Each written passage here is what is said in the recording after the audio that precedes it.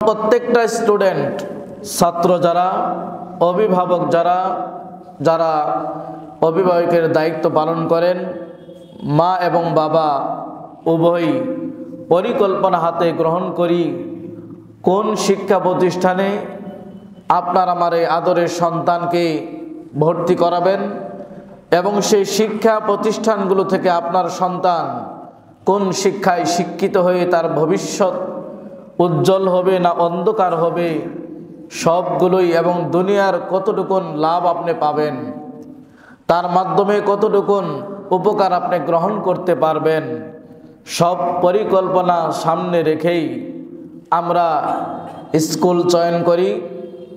সরকারি হতে পারে, প্রাইভেট হতে পারে, এক কথায় শিক্ষা প্রতিষ্ঠান আমরা চয়ন করি সন্তানের ভবিষ্যৎ উজ্জ্বল করার জন্য। এই জায়গায় অনেকেই আমরা ভুল সিদ্ধান্ত নিয়ে থাকি, যে সিদ্ধান্তগুলো আপনার আমার দৃষ্টিকোণ থেকে মনে হচ্ছে সঠিক, কিন্তু বিশাল ফলাফল পাওয়ার ইচ্ছায়, বিশাল লাভ দুনিয়ার অর্জন করার উদ্দেশ্যে যে পরিকল্পনা আমরা গ্রহণ করি, যখন শুধু জাগতিক শিক্ষার ভিতরে আমরা সীমাবদ্ধ রাখি, দুনিয়াবী শিক্ষার ভিতরে যখন পরিকল্পনা বদ্ধপরিকর রাখি, সীমাবদ্ধ রাখি, তখন আমাদের সর্বশেষ এই স্টুডেন্টের কাছ থেকে, আপনার আদরের সন্তানের কাছ থেকে যে চরিত্রটা পাওয়ার আশা করি, যে মানবিক দিকগুলো পাওয়ার চেষ্টা করি, তার কাছ থেকে ভালো আচার আচরণ পাওয়ার চেষ্টা করি, দিন শেষে দেখি তার উল্টাই হয়। এর অনেকগুলো কারণের অন্যতম একটি কারণ হচ্ছে আপনার আমার এই আদরের সন্তানকে প্রাথমিক যে শিক্ষাগুলো দেওয়ার দরকার ছিল, সেই শিক্ষাগুলো আমরা তাদেরকে দিতে পারি নাই। অর্থাৎ ইসলামিক শিক্ষা, যে শিক্ষা সমাজ থেকে কুসংস্কার দূর করে, যে শিক্ষা মানব জাতির হেদায়েতের আলোকবর্তিকা প্রদর্শন করে, যে শিক্ষা বিশৃঙ্খল সমাজকে সুশৃঙ্খল করতে সহযোগিতা করে, যে শিক্ষা আল্লাহ রাব্বুল আলামিনের আদেশ বাস্তবায়ন করতে ভূমিকা রাখে, যে শিক্ষা মানুষের ঈমানকে প্রজ্বলিত করে বৃদ্ধি করে, যে শিক্ষা একজন নারীকে পর্দার ভিতরে থাকার তার মনের ভিতরের উদ্রেক জাগিয়ে দেয়, যে শিক্ষা তার সমাজের কুসংস্কার অন্ধকার শিরিক বিদআত দূরীভূত করে, যে শিক্ষা তার রবের সাথে সেতুবন্ধন সৃষ্টি করে, যে শিক্ষা তার সৃষ্টিকর্তার সাথে পরিচয় বহন করে, যে পরিচয়ে সে জান্নাত জাহান্নামকে সামনে রেখে এবং আল্লাহ রাব্বুল আলামিনের শাস্তিকে ভয় করে এবং তার জীবনকে আগের তুলনায় আরো সুন্দর করে তোলার চেষ্টা করে, এরই নাম হচ্ছে ইসলামী শিক্ষা। যে শিক্ষা, যে জিনিসটি রাসূল সাল্লাল্লাহু আলাইহি ওয়াসাল্লাম 52 বছর যখন রাসূলের বয়স, তখন ফরজ হলো সালাত, যেটা আমরা দৈনন্দিন পড়ি। রাসূলের বয়স যখন 53, তখন ফরজ হলো সিয়াম, যেটা আমরা বছরে একদিন পালন করি, এক মাস পালন করি বছরে একবার। আবার রাসূলের বয়স যখন 60 বা 62, তখন ফরজ হলো হজ এবং জাকাত, যেটাও আমরা বছরে একবার পালন করি। আর যেটি 40 বছর বয়সে ফরজ হলো ইকরা বিসমি রব্বিকাল্লাযী খলাক, পড়ো তোমার রবের নামে, সেটা আমরা পালন করতে চাই না। তাই কেউ যদি 52 বছরের ফরজ সালাতকে টিকাতে চায়, কেউ যদি 53 বছরের ফরজ সিয়ামকে টিকাতে চায়, কেউ যদি 61 বছরের হজ জাকাতকে টিকাতে চায়, তাহলে তাকে আগে 40 বছরের যে ফরজ, সেটাকে আগে তাকে টিকাতে হবে। সূরা গাশিয়া আমিলাতুন নাসিবা 3 নম্বর আয়াত খুলে দেখবেন, এখানে অনেকগুলো ব্যাখ্যা বিশ্লেষণ করা হয়েছে। মানে আমল করেও আমলকারী ক্লান্ত, এরপরেও দিন শেষে আল্লাহ রাব্বুল আলামিনের খাতায়, আমলের খাতায় দেখবে একেবারে শূন্য। কেন? সে যা না জেনে আমল করেছে, না বুঝেই আমল করেছে। সেজন্য সূরা ফাতিহাতে দেখবেন দুটি দলের কথা আল্লাহ রাব্বুল আলামিন বলেছেন, গায়রিল মাগদুবি আলাইহিম ওয়ালাদ-দাল্লিন, ইহুদি এবং খ্রিস্টান, এই দুটি দলের কথা বলেছেন। কেন? যে আল্লাহ লানত তাদের উপর। একটি দল তারা জানে বেশি কিন্তু আমল করে না, আবার আরেকটি দল জানে না কিন্তু আমল করে। দুটাই দূষণীয়। না জেনেও আপনি আমল করতে পারবেন না, আবার জেনে আপনি আমল না করে বসে থাকবেন এটাও জেনে না হয়। এই সংখ্যাটা আমাদের বেশি। অনেকেই আমাদের মাঝে জানে কিন্তু মানার চেষ্টা করে না।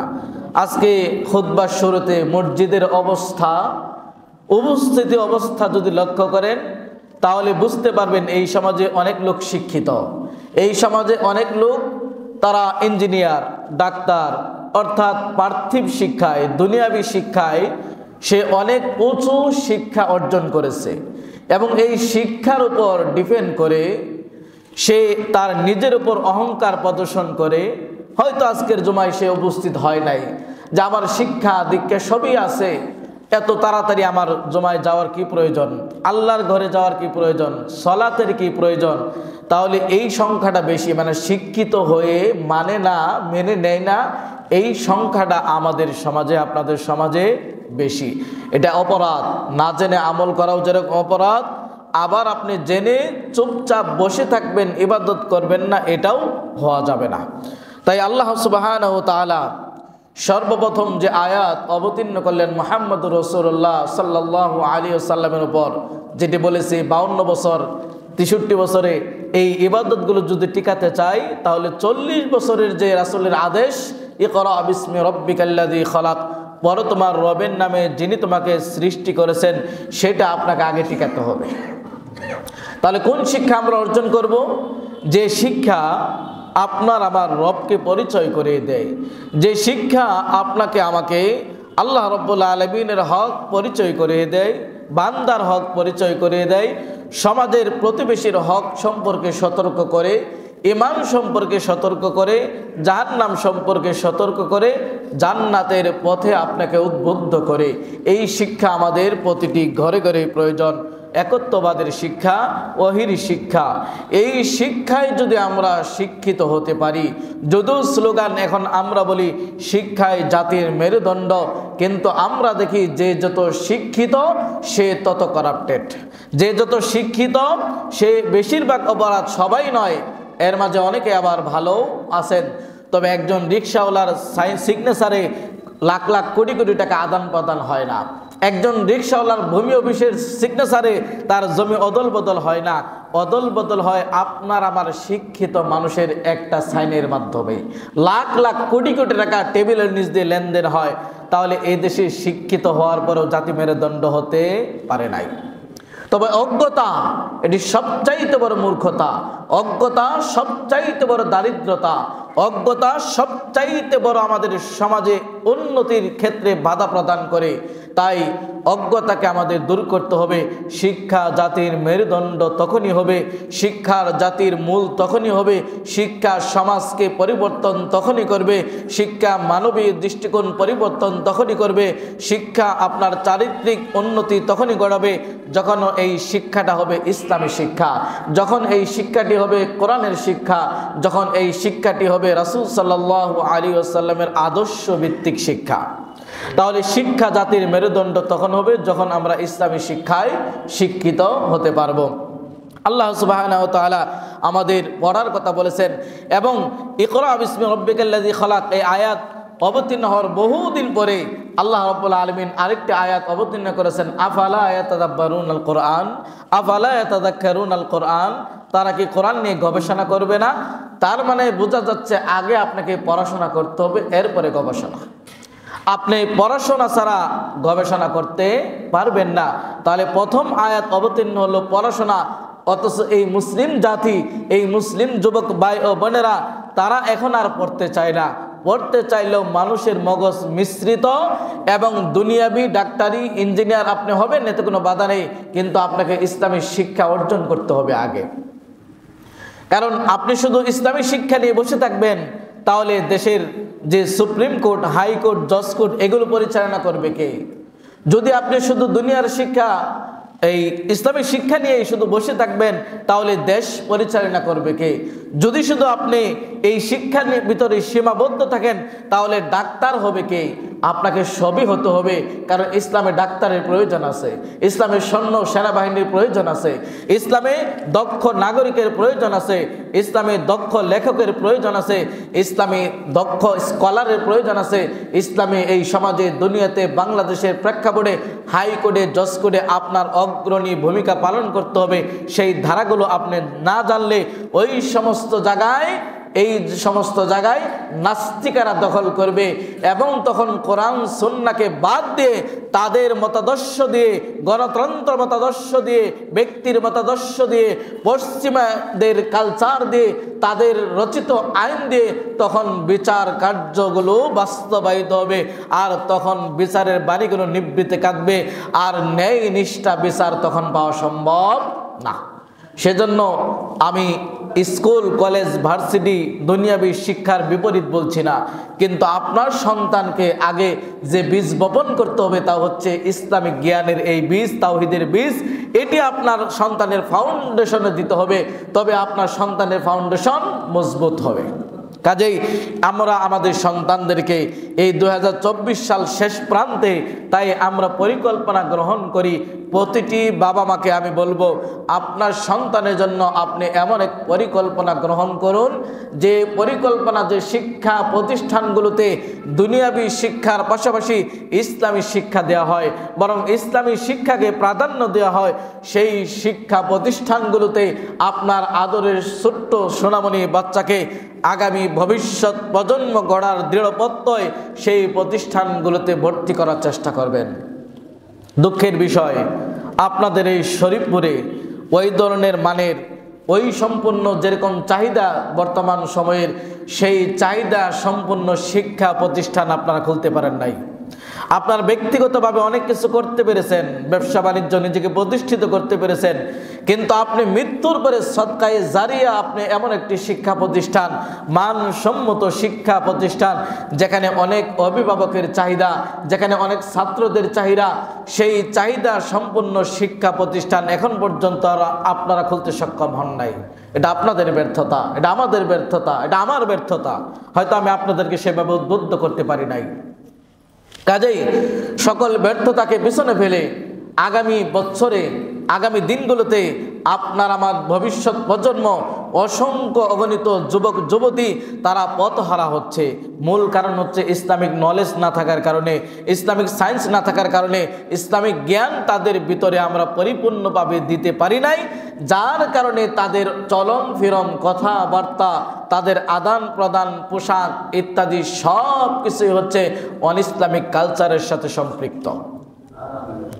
পরিবারকে সুন্দর করতে হলে যে শিক্ষা পরিবারকে সুন্দর করে, সেই শিক্ষাই আপনার ছেলে মেয়েকে দিতে হবে, সেই শিক্ষা আপনাকে নিজেকে অর্জন করতে হবে। কারণ রাসূল সাল্লাল্লাহু আলাইহি ওয়াসাল্লাম বলেছেন, তালাবুল ইলমি ফারিযাতুন আলা কুল্লি মুসলিম, প্রত্যেকটি নরনারীর উপর ইসলামী শিক্ষা জ্ঞান অর্জন করা ফরজ। তার মানে গোটা শরীফপুরের সবাই একেবারে মুফতি হয়ে যাবে এমনটি নয়। একজন মুফতি হলেই গোটা শরীফপুরে তার ফতোয়ায় চলবে, একজন আলেম হলে তার ফতোয়ায় গোটা দেশ চলতে পারে, কিন্তু দৈনন্দিন হালাল এবং হারাম, সলাতের জন্য, সিয়ামের জন্য, কিয়ামের জন্য, কোরআন তেলাওয়াতের জন্য, এবং হালাল হারাম বান্দার হক, আল্লাহর হক, এগুলো যাচাই বাছাই করার জন্য ন্যূনতম জ্ঞান আপনাকে আমাকে অবশ্যই রাখতে হবে।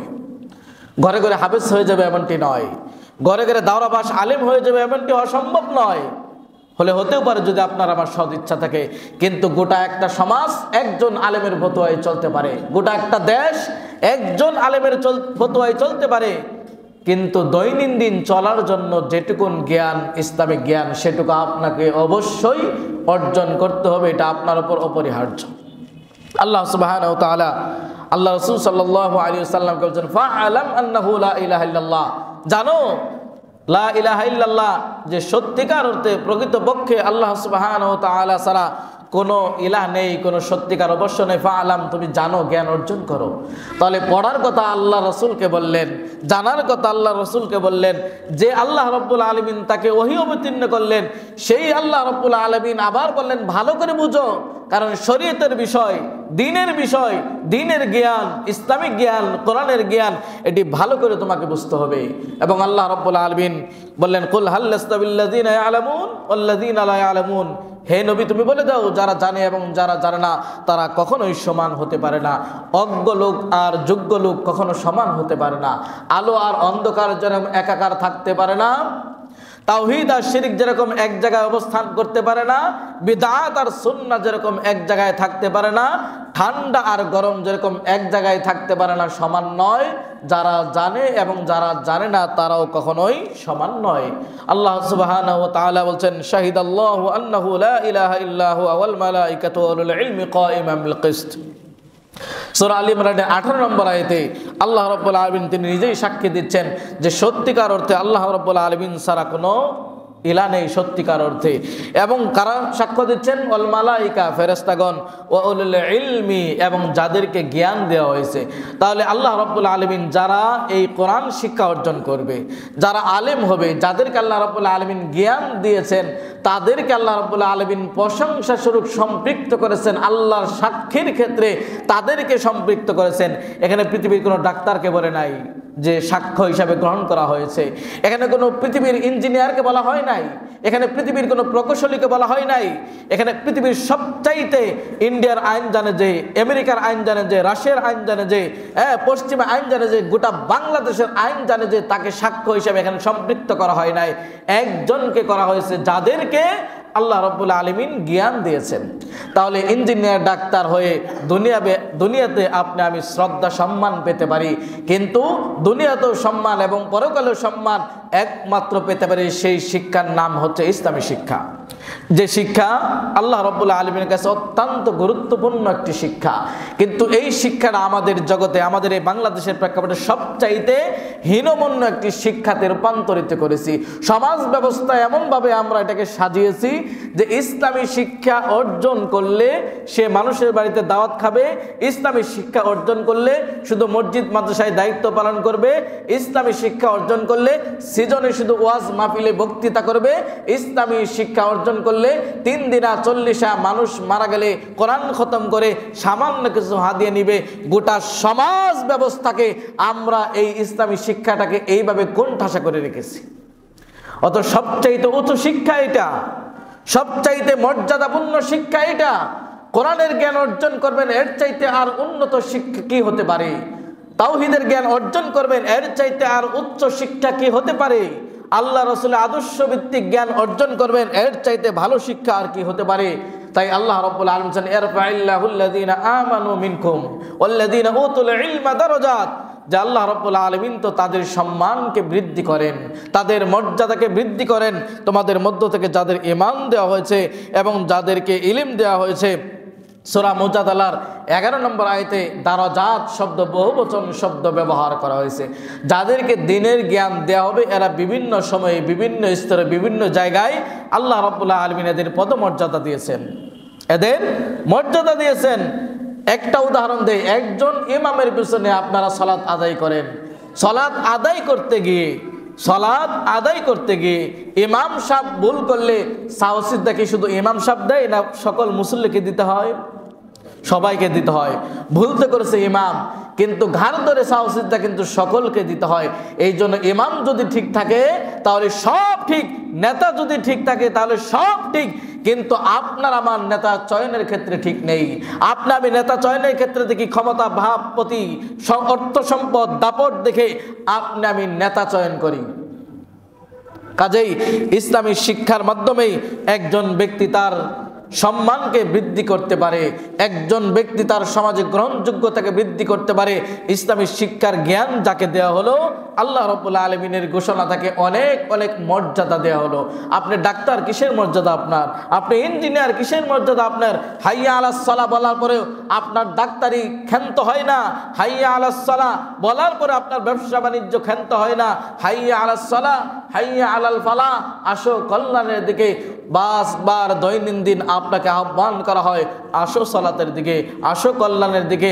যে শিক্ষা আপনাকে কল্যাণ থেকে বঞ্চিত করে, যে শিক্ষা আপনাকে সালাত থেকে বঞ্চিত করে, যে ব্যবসা বাণিজ্য আপনাকে সালাত থেকে বিমুখ করে, যে জ্ঞান, যে ডাক্তারি পেশা, যে ইঞ্জিনিয়ার, ডাক্তার, উকিল, জজ ইত্যাদি পেশা আপনাকে সালাত থেকে বিরত রাখে, কল্যাণ থেকে বিরত রাখে, কোরআন পাঠ করা থেকে বিরত রাখে, রাসূলের আদর্শ থেকে বিরত রাখে, সেই শিক্ষা কখনো কল্যাণ বয়ে আনতে পারে না। প্রিয় মুসল্লিবৃন্দ, শুধু তাই নয়, সূরা ফাতিরের ২৮ নম্বর আয়াতে আল্লাহ রাব্বুল আলামিন বলেন, ইন্নামা ইয়াখশাল্লাহা মিন ইবাদিহিল উলামা, যে আল্লাহ রাব্বুল আলামিনের যত বান্দা আছে তার মধ্য থেকে সবচাইতে বেশি ভয় করে আল্লাহ রাব্বুল আলামিনকে যারা, তারা হলো আলেম সমাজ। তারা কারা? আলেমরা। প্রশ্ন হতে পারে, অনেক আলেম তো দেখি যে অনেক অপরাধের সাথে জড়িত হয়। আলেমের সংজ্ঞা আগে আপনাকে জানতে হবে। আলেম হচ্ছেন তিনি যিনি দ্বীনের জ্ঞান অর্জন করে সেই অনুপাতে আমল করে এবং মানুষকে আল্লাহ রাব্বুল আলামিনের দিকে আহ্বান করে, নিজে আমলে বাস্তবায়ন করে এবং মানুষকে উদ্বুদ্ধ করে, উনিই হচ্ছে প্রকৃত আলেম। আলেমকে আমরা বলেছি তিন ভাগে ভাগ করতে পারেন: সরকারি আলেম, দরকারি আলেম, তরকারি আলেম, দরবারি আলেম। দরবারি আলেম যারা, তারা হচ্ছে দরবারে কিছু সামান্য দুনিয়ার স্বার্থ অন্বেষণের জন্য যে কোনো রকম ফতোয়া দিয়ে দিতে পারে। কোরআন সুন্নাহ কি আছে তা দেখবে না, তার দুনিয়ার স্বার্থ উসিলের দরকার, তার উপটোকন পাওয়ার দরকার, তার পদবি পাওয়ার দরকার। যার কারণে দেখবেন যুগে যুগে ইসলামকে ধ্বংস করেছে দুই শ্রেণীর মানুষ। এক হচ্ছে শাসক গোষ্ঠী, আরেক হচ্ছে এই ধর্মগুরুরা। এই ধর্মের নামে, তথাকথিত ধর্মের নামে এক শ্রেণীর আলেম সমাজ, তারা এই দরবারি আলেম এই যুগে যুগে ছিল। এরা ইসলামকে ধ্বংস করেছে। আল্লাহ রাসূল সাল্লাল্লাহু আলাইহি সাল্লাম আশঙ্কা করেছেন তিন শ্রেণী ব্যক্তির বিষয়ে। তার মধ্যে এক শ্রেণী হচ্ছে আইম্মাতুল মুদিল্লিন, অর্থাৎ পথভ্রষ্ট আলেম সমাজ। তাহলে দরকারি আলেম কোরআন সুন্নাহর আলোকে আপনাকে ফতোয়া দিবে, ইনি হচ্ছেন দরকারি আলেম। আপনার প্রয়োজনে, আপনার যেখানে প্রয়োজন, যা প্রয়োজন কোরআন সুন্নাহ যা আছে সেটিই বলবে। ডানে বামে সমাজের মানুষকে কি বলবে সেদিকে তাকিয়ে কথা বলবে না। ইনি হচ্ছেন প্রকৃত আলেম, যার আকীদা স্বচ্ছ, যার আমল ঠিক আছে, যার চরিত্র ঠিক আছে, যার কথার সাথে কাজে মিল হচ্ছে, তিনি হচ্ছে আলেম। আর এই আলেমরাই আল্লাহ রাব্বুল আলামিনকে বেশি ভয় করে থাকে। তরকারি আলেম, আলুর তরকারি সব জায়গায় চলে। তো এই তরকারি আলেম হলে এরকম, মানে সব জায়গায় 40-এও খায়, 3 দিনেও খায়, কোরআন খতমেও আছে, ভাস্কর্য উদ্বোধন আছে, সিনেমা হল উদ্বোধনে তিনি মিলাদ কিয়াম করায়। তাহলে এই আলেম আমাদের দরকারি আলেম না, এটা হচ্ছে তরকারি আলেম, আলুর মতো সব জায়গায় চলে। তাহলে আলেমকে আমাদের চিনতে হবে। প্রিয় মুসল্লিয়ান ইকরাম, আল্লাহ সুবহানাহু ওয়া তাআলার নবীকে আল্লাহ রাসূল সাল্লাল্লাহু আলাইহি ওয়াসাল্লাম বলেন নাই আল্লাহ আমার সম্পদ বৃদ্ধি করে দেন। আল্লাহ নবীকে আল্লাহ এই আদেশ দেন নাই যে হে নবী আপনি দোয়া করেন আমার সম্পদকে বৃদ্ধি করে দেন। একটি মাত্র দোয়া যেটি বৃদ্ধি করার কথা বলা হয়েছে, সূরা তাহার 114 নম্বর আয়াত, ওয়াকুর রব্বি জিদনি ইলমা, হে নবী তুমি বলো হে আমার রব আপনি আমাকে আমার জ্ঞানকে বৃদ্ধি করে দিন। চিন্তা করা যায়, আল্লাহ রাসূল আমরা তো দোয়া করি আল্লাহ আমার সম্পদ বৃদ্ধি করে দাও, আমার সন্তান দাও, আমার ব্যবসা বাণিজ্যে লাভ দাও, এই বৃদ্ধি করো ওই বৃদ্ধি করো। কিন্তু আল্লাহ রাসূলকে শিক্ষা দিয়েছেন হে নবী তুমি বলো রব্বি জিদনি ইলমা, হে আল্লাহ রাব্বুল আলামিন আপনি আমার জ্ঞানকে বৃদ্ধি করে দেন। এই দোয়া আমরা করেছি, আমরা তো জ্ঞানই অর্জন করতে জানি না। যে জাতির মূল হচ্ছে ইকরা পড়ো, আর এই জাতি বলে লা আমরা পড়তে চাই না।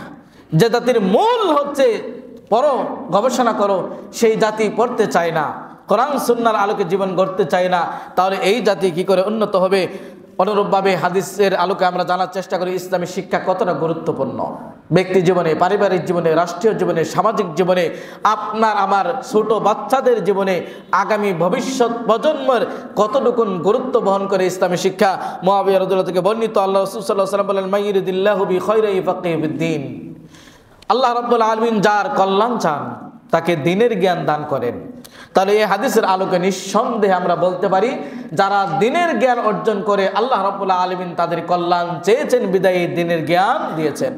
এবার আপনার সন্তানকে আপনি এই কল্যাণ থেকে যদি বঞ্চিত করতে চান, আপনি যদি বঞ্চিত হতে চান, তাহলে আপনার সন্তানকে তথাকথিত নিজেদের নিজস্ব সিলেবাসের আলোকে, যে সিলেবাসে ভর্তি হয়ে মাস্টার পর্যন্ত, হেডমাস্টার পর্যন্ত স্কুলে ডান্স করে, নাচে, মেয়ের সাথে, ছাত্রীর সাথে, ছাত্রর সাথে গান বাদ্য বাজনা বাজে, নিজস্ব পর্যন্ত নাচে এবং শিক্ষা সফরে গিয়ে এবং নারী এবং পুরুষ একাকার হয়ে অর্ধনগ্ন হয়ে স্কুলের মাঠে সকল অভিভাবকের সামনে, সকল টিচারের সামনে, সব এই গভর্নিং বডি যারা দায়িত্ব থাকে সকল কমিটির সামনে নাচে, ওই মেয়ে ইসলামের মেয়ে হতে পারে না।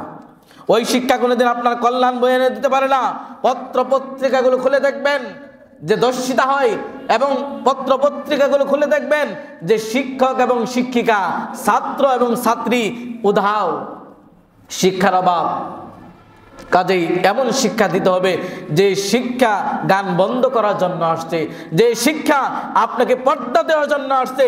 ওই শিক্ষা যদি আপনার ছেলে মেয়ে আপনার পরিবারে দিতে না পারেন, তাহলে আপনার মেয়ে স্কুলে ডান্স করবে না, আরেকজনের মেয়ে ডান্স করবে? ওই তো করবে। কারণ ডান্স করলে কি হয়, শিক্ষকের সাথে নাচলে কি হয়, হেডমাস্টার নিজেই জানে না যে চরিত্র কি জিনিস। তাহলে ওই হেডমাস্টারের কাছ থেকে, ওই প্রধান শিক্ষকের কাছ থেকে, ওই কলেজ ভার্সিটি প্রফেসরের কাছ থেকে আপনি কি শিক্ষা দিবেন আপনার সন্তানকে? কি শিক্ষা দিবেন?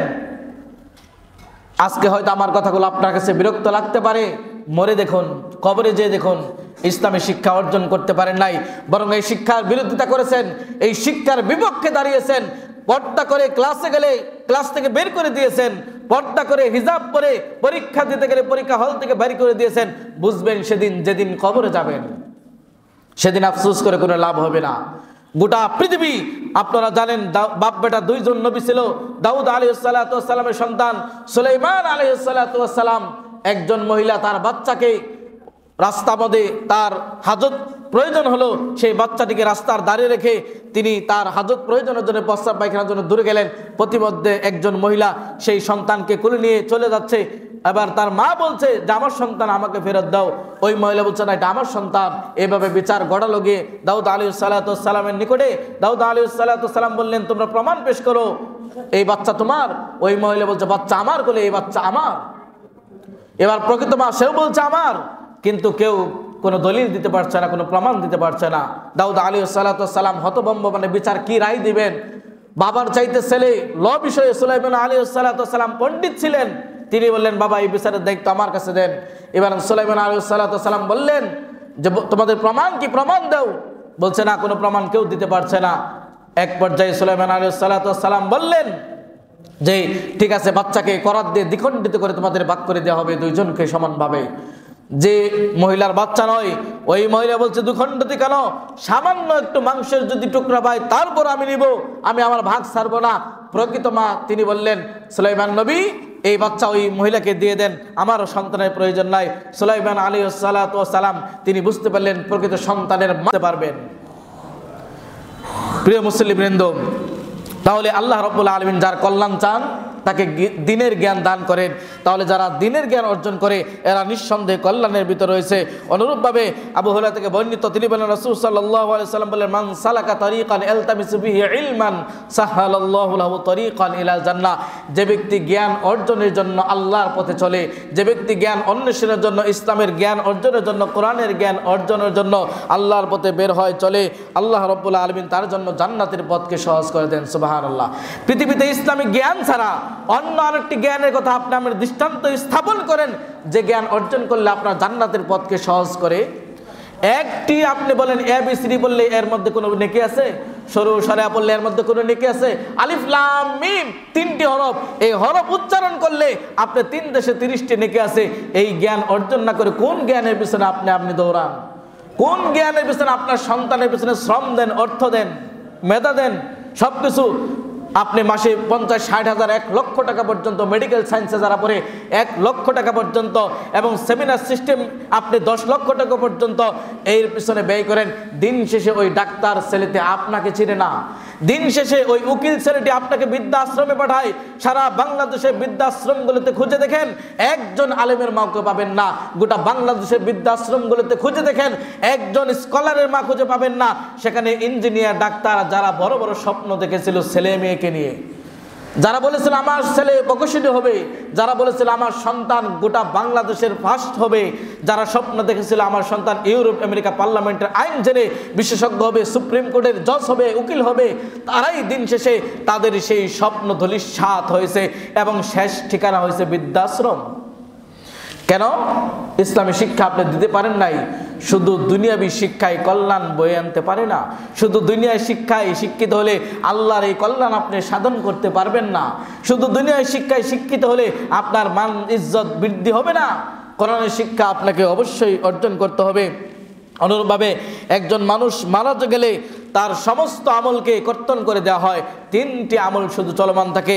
এক নাম্বার হচ্ছে সদকায়ে জারিয়া, যা আপনি চলমান রেখে যাবেন, যে সদকা চলমান থাকবে।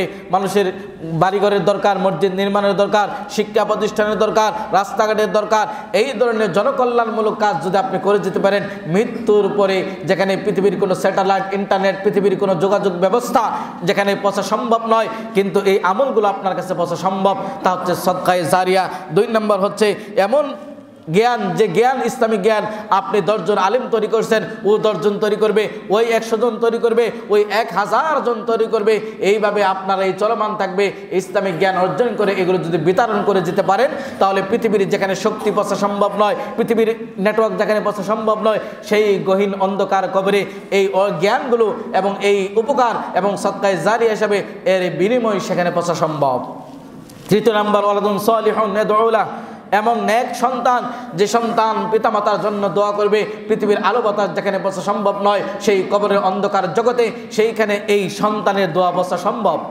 কোনো বিদ্যুৎ লাগবে না, কোনো ইন্টারনেট লাগবে না, 5G 4G লাগবে না, কোনো কিচ্ছু লাগবে না, শুধু সন্তান দোয়া করবে, হে আল্লাহ আমার বাবা মা মারা গেছে, তুমি তার কবরটাকে জান্নাতের টুকরা বানিয়ে দাও। এই রকম দোয়া করবে। এই রকম সন্তান কয়জন আমরা রেখে যেতে পেরেছি? সন্তানের জন্য নয়, সন্তানের মধ্যে সময় ব্যয় করুন। তাকে ইঞ্জিনিয়ার, ডাক্তার বানানোর চেষ্টা করবেন, তাকে বাড়িঘর নির্মাণ করার চেষ্টা করবেন না, তাকে দ্বীনি শিক্ষায় শিক্ষিত করে যান। বাড়িঘর এমনিতেই সে তৈরি করতে পারবে। আপনি যে সন্তানের জন্য মিল ইন্ডাস্ট্রিজ কোটি কোটি টাকা ইনভেস্ট করে যাচ্ছেন, ব্যাংকে রেখে যাচ্ছেন, আপনি মারা যাওয়ার পরে এই সন্তান 1 দিন 2 দিন কবরে যাবে, আত্মীয় স্বজন বছরে 1 দিন স্মরণ করে দিবে। সেই দিন ইমাম মুয়াজ্জিনদেরকে নিয়ে হয়তো দোয়া করতে যাবে, বাকি সারা বছর আপনাকে বলে থাকবে। আপনার ওই অর্থ দিয়ে সে মদ, গাঁজা ইত্যাদি, আপনার এই অর্থ দিয়ে অপকর্ম করবে, সে টাকা উড়াবে, কিন্তু আপনার কোনো ফায়দা হবে না, বরং আপনার গুনাহ হওয়ার সম্ভাবনা, কারণ আপনি সন্তানকে সুশিক্ষিত করতে পারেন নাই। কাজে সন্তানের আশায় যাদের সম্পদ আছে ছেড়ে যাওয়ার দরকার নেই, তবে ছেড়ে যাবেন যেটুকু না হলে নয়, তাদেরকে রাস্তার ভিখারি বানিয়ে যাবেন, এটাও যেরকম উচিত নয়। আবার গোটা সম্পদ ছেলে মেয়ের নামে লিখে দিবেন, আর আপনি মারা যাওয়ার পরে সবগুলো গান বাদ্য বাজনা বন্ধু বান্ধব নিয়ে ফুর্তি করে সব নষ্ট করবে, এমনটি যেন না হয়। এজন্য বলছি, সন্তানের জন্য নয়, সন্তানের মধ্যে সময় ব্যয় করার চেষ্টা করুন এবং সন্তানকে সুনাগরিক গড়ে তোলার চেষ্টা করুন।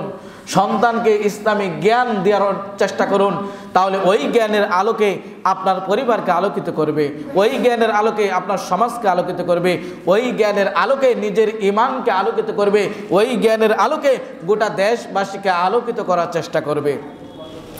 অনুরূপভাবে আল্লাহ রাসূল সাল্লাল্লাহু আলাইহি ওয়াসাল্লাম বলেছেন যে এই জ্ঞান যারা অর্জন করে, ইসলামিক জ্ঞান, এদের জন্য ফেরেশতারা দোয়া করে, আসমান জমিনে যা আছে তারা দোয়া করে, এবং গর্তের পিপিলিকা পর্যন্ত দোয়া করে, সমুদ্রের অতল গহীনে সেই বিশাল বিশাল আল্লাহর যে সৃষ্টি জগৎ, তিমি মাছ ইত্যাদি যতগুলো মাছ তলদেশে সমুদ্রের, সকলেই দোয়া করে কাদের জন্য? যারা ইসলামিক জ্ঞান অর্জন করে। এবার বলুন, ডাক্তারের জন্য কয়জন করে? ইঞ্জিনিয়ারের জন্য কত করে? আপনার ছেলেকে যে ডাক্তার বানিয়েছেন, আপনার ছেলেকে যে ইঞ্জিনিয়ার বানিয়েছেন, আপনার ছেলেমেয়ের জন্য কে দোয়া করে? ইসলামিক জ্ঞান যারা অর্জন করে, এদের জন্য ফেরেশতারা দোয়া করে, আসমানবাসীরা দোয়া করে, এবং গর্তের পিপিলিকা পর্যন্ত দোয়া করে, এমনকি সমুদ্রের অতল তলদেশে মাছ পর্যন্ত এদের জন্য দোয়া করে। সুবহানাল্লাহ। তাহলে এই শিক্ষা এখন আফসোস করছেন আপনি যে আমি শিক্ষা নিতে পারি নাই, আফসোসের কোনো কারণ নেই। আপনি আলেম হতে পারেন নাই, আলেমের বাবা হন। আলেম হতে পারেন না, আলেমের দাদা হওয়ার চেষ্টা করুন, আলেমের চাচা হওয়ার চেষ্টা করুন। কেন আপনি বিরোধিতা করেন? আপনি না পারেন, আপনি মা, আপনি পারেন নাই, আপনার মেয়েকে পড়ান, মা আপনি পারেন নাই, আপনার ছেলেকে পড়ান। সময় ফুরিয়ে যায়নি, এখনো আপনি জীবিত। সময় শেষ হয়ে যায়নি, এখনো আপনি নড়তে পারেন। পরিকল্পনা গ্রহণ করুন 2025 সাল যেন আপনার সন্তানের সুন্দর একটি প্রতিষ্ঠান, সেই প্রতিষ্ঠানে যেন আপনি দিতে পারেন। খৈরুকুম মান তাআল্লামাল কুরআন ওয়া আল্লামা, ওই ব্যক্তি শ্রেষ্ঠ যে ব্যক্তি নিজে কোরআন শিক্ষা অর্জন করে এবং অন্যকে কোরআন শিক্ষা দেয়। আকুলু মা তাসমাউনা ওয়া লাকুম ওয়া লিসাইরিল মুসলিমিন ফাস্তাগফিরু ইন্নাহুল গফুরুর রহিম।